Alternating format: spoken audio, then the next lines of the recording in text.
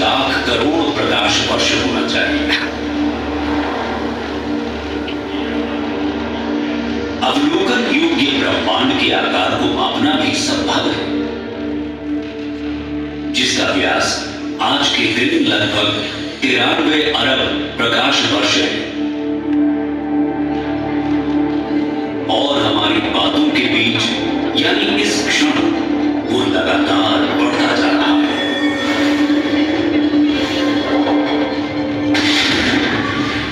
Big bang की स्वीकृत सिद्धांतों के अनुसार ब्रह्मांड के विस्तार के साथ शुरुआत से मौजूद ऊर्जा और पदार्थ कम घनी हो गए। एक शुरुआती त्वरित विस्तार अवधि के बाद, जिसे लगभग 10 की घात 32 सेकंड में इन्फ्लेशनरी इपॉक के नाम से जाना जाता है, ब्रह्मांड धीरे धीरे ठंडा होना शुरू हुआ और तब से इसका विस्तार जारी है। इसने पहले परमाणु उपकणों और सरल परमाणुओं को बनाने की अनुमति दी।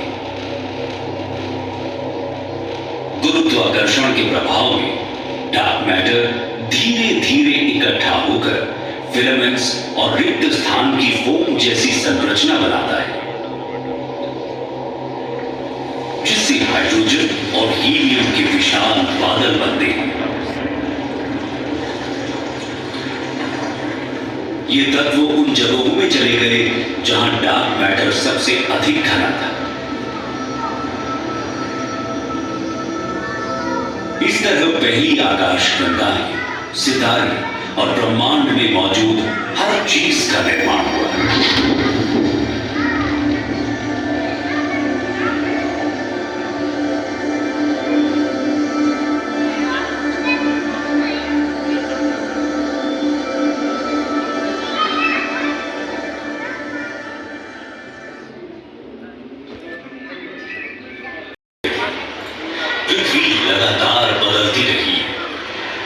विशाल ब्रह्मांड में अपने लिए एक बहुत ही अनोखी स्थिति हासिल करने के लिए विकसित हुआ है।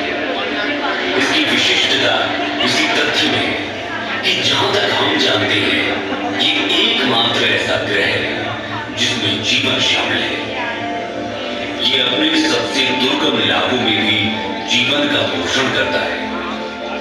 एक प्रजाति के लिए जो रहने लायक नहीं हो सकती, वो दूसरे के रहने और पनपने के लिए आदर्श घर और निवास स्थान है। इस पृथ्वी पर जीवन की कई सारी प्रजातियां हैं, जिसमें कि हम सभी का नाम भी नहीं ले पाए। सभी प्रजातियां एक दूसरे के साथ अंतरंग संबंध में रहती हैं और पनपती रहती हैं।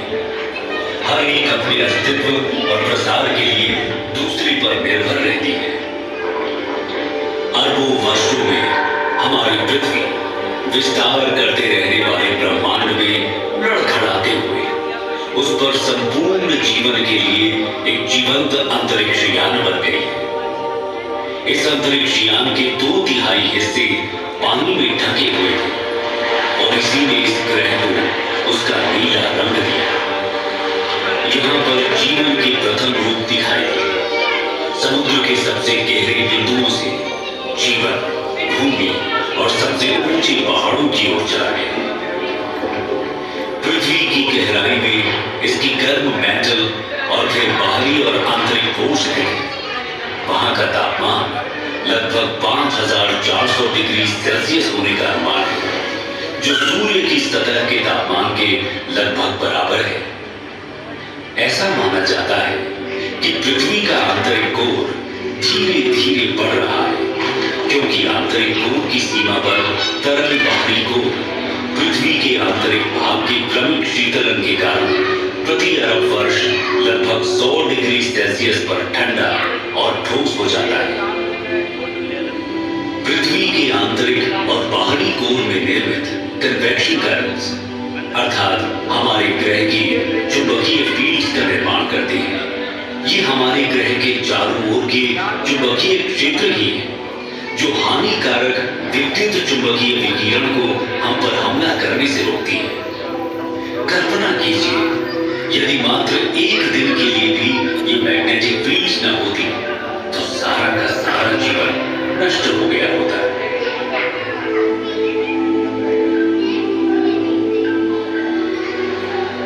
महासागरीय धाराएं समुद्री जल की निरंतर निर्देशित गति जो उस पर कार्य करने वाली कई शक्तियों द्वारा उत्पन्न होती है, जिसमें हवा, तापमान, टूटती लहरें, गहराई की रूपरेखा और तटरेखाएं, साथ ही अन्य धाराओं की दिशा और ताकत के साथ इसका इंटरैक्शन शामिल है। ये समुद्री धाराएं ही हैं जो वैश्विक कन्वेयर बेल्ट बनाती हैं और उन क्षेत्रों के तापमान को प्रभावित करती हैं जहां से वे यात्रा करती हैं। धरती मां ने अपने ऊपर जीवन को